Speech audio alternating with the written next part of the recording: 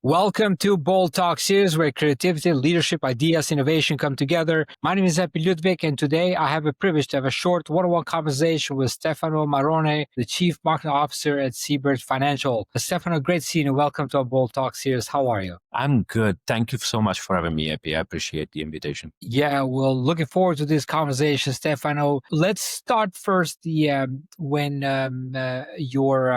you're describing yourself as someone who connects creativity, technology, and the bottom line. What early experience in your life or career first showed you that these three worlds could actually work together instead of competing for attention? It's a very good question. I think that, for me, the thing has always been connected with being a problem solver rather than just a creative thinker or just somebody who wants to run a business or just somebody that is interested in technology. I ultimately think that we have to create added value for the organizations and the businesses that we're working with. And very often what you see is that you have people that are either fantastic creative, but are missing that kind of like practical approach of working with budgets, or they're enamored with technology and not so much with the actual application. So I like to work for something that is bigger than myself, that is bigger than my single passion. And I find that at the crossing of these three things, you find often the realization of projects that are bigger than what a single individual can contribute. And also, I realized pretty early in my career that because I don't like to disappoint people, I think that this is like a very weird motivation. But when a request was given to me that either from a creative point of view couldn't be met from a budgeting aspect, or was difficult to realize because it needed some technological elements of figuring things out, that really pushed me to find solutions that could be feasible by using creative thinking where technology had limits, and vice versa, technology where creativity, was maybe too demanding when it came to content. So I realized this pretty early. I think that the very earliest hints of this was when I started working in photography and filmmaking during my university years, where I did a lot of event photography, but also campaigns for BQ. There was the digital arm of Leo Burnett, a publicist agency. And that's where, our resources were not the biggest, but we made some pretty impressive campaigns. And I was lucky enough to be part of that. Made it possible to think creatively how you can make it happen. Now, Stefano, you worked and built stores for brands like Disney, Nike, Google, and Meta. Can you recall a moment with one of these global giants when you realized that emotional power storytelling could move a business outcome in a way that raw strategy never could? Very good question. It's like, I think it's quite fascinating to me when you see these very big brands, the fact that in a way they're almost too big to fail, but at the same time, everything needs to be impressive and interesting and different, to make it, to make an impact. And I think that, particularly with Nike, I was involved in a series of projects that were basically very, very ambitious projection mapping promotions, and we did that across Paris, we did that across various Chinese cities. It's fascinating how if you don't think big, if you don't propose something that is never seen before, people from such established brand won't be impressed. And just to be clear, when I say think big, I don't just mean, let's make this thing gigantic and super expensive. It's like being able to offer something that they've never seen before. And that is one of the things that really pushes me. That is like, okay, you could argue that nothing is original in the creative world, that you always get an inspiration from somebody. But the question is this original for that field?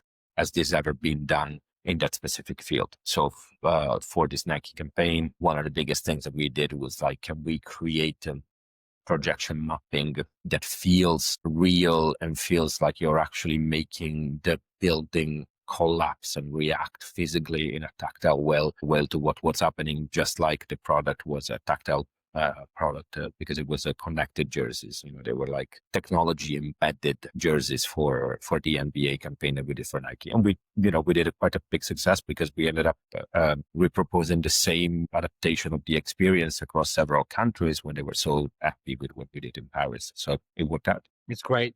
Now, you lived many versions in leadership, from being a founder to CMO and non-executive director. What has been the most defining moment that shaped how you lead creative teams under pressure? It's a very good question. I think that an important moment for me relatively recently was during the COVID, when the creative, the first thing you cut is, marketing budgets, we don't need it, right? And at the time I literally was at the end of my earn out process. I don't know if when you sell an agency, you have to stay for a while in it. That instead of firing people, that we would lower salaries for everyone starting from the leadership, and that it was a reverse sacrifice. The more money you made, the bigger the chunk of money that was taken out of your salary in percentage was. And to have that as a decision that was made in order to keep everybody's job, I think that was one of the toughest things that we had to do, because it was a collective sacrifices, and to have decided to do it as a team, to do it collectively, was something quite interesting. And the fact that not everybody was happy with it. Some people were, I would rather that you fire a bunch of people and you cut people's salaries. And that's when I really realized that you cannot make everybody happy in the short term, but as a leader, you have to think about what is the middle to long term of your people, and what's like a little bit of a bigger picture, and the fact that popularity really doesn't matter in terms of like being popular. And if you, I don't remember who said that. I think it was like Steve Jobs. If you want to make people happy, sell ice creams, if you want to. And the responsibilities of a leader go far beyond that. Yeah, definitely. I mean, aiming to be liked, it's a complete failure. I think, doing the right thing that matters, the time, like you said, like also look in terms of the longer term is what's important. That And internalizing it, right? Because I think that the point is there is a lot of outside forces that are like, oh, this is what you should do. Whether they are voices in your own mind or actual people. When it clicks, I think that you're doing this because this is the right thing to do, when you have a moral compass and you're not going to compromise the moral compass as a leader. I think that it's like unlocks a level in your mind of like, okay, I have a core system and belief, and this is what guides me through tough times. Yeah, well said. Now, Stefano, you work for a very unique organization. Siebert carries the legacy of Muriel Siebert, a woman who redefined what was possible in finance. The Siebert Financial is on the focus on the financial freedom. How did stepping into a leadership role at a company with such a pioneering history change the way you think about courage, responsibility, and the kind of brand you want to build? I think that's an excellent question. Well, I have to say that, first of all, like everything that happened in my life that is defining, there is a certain amount of luck. And that luck happens because you allow yourself to be connected with as many people as possible. So I never had a classic, interview process with anyone in my existence. I actually did only once, and it was a disaster. But everything that happened to me is because you're curious, you generally connect with people and you have conversations, and then, you never know. And so I would say my approach to everything that I do, including what we did at Siebert, was stay curious, because it's easy to dismiss finance and financial content and, services as something that is soulless. But the reality is, if you take a look at the personal story of Muriel Siebert, who was the first woman to ever have a seat in Wall Street, she was, when she arrived there, it was her and 367 men. There was no women bathroom in Wall Street. And so if you take a look at what she stood for, that was the root of the new branding, where we were like, okay, we need to showcase this pioneering spirit in the company that is now. Because one thing that is true from the office, the Siebert office, and talking you through, when we say the new mission statement that we have, that is simple, financial freedom for everyone, we literally mean for everyone, just like women were not allowed to access finance in the 60s when Muriel got started her company. And in the very same way, there is a huge chunks of the population that have a disadvantage when it comes to financial literacy, and whether that's a cultural, historical reason, it doesn't matter. And the fact that there's plenty of places where at the moment people are coming to wealth in asymmetrical way. For example, you could be doing it with a digital entrepreneur career, or because you're a very successful media influencer. And these are the type of people that normally get taken advantage of rather than educated, around finance or athletes, things like this. We try to really put financial freedom as a concept, and so financial literacy in front of everyone. So that was a very big inspiration. And the other one, it's basic, but it works. And it was for me, how do we make sure that we have a brand that is visually appealing for the next generation of investors? So Gen Z and beyond. And if you take a look at all these financial institutions, they're quite samey, during the process of creating the brand. I went through all our competitors and perceived competitors, people in the same kind of like perception sphere. And, it's easy to find the common elements. And we really wanted to say, okay, how do we stand out? How do we make sure that we feel like we're really for everyone? The answer was to create a dynamic brand that really embraced spilling the beans, if you want. There's no secret sauce. There's information, and we try to give as much information away and to educate the clients as much as possible so that they can take conscious decisions rather than speak the mystical mumbo jumbo of financial services. And that made a very big difference. And we think that shows in, the way that we do social media, the way that we do marketing in general, from our new branding, the website.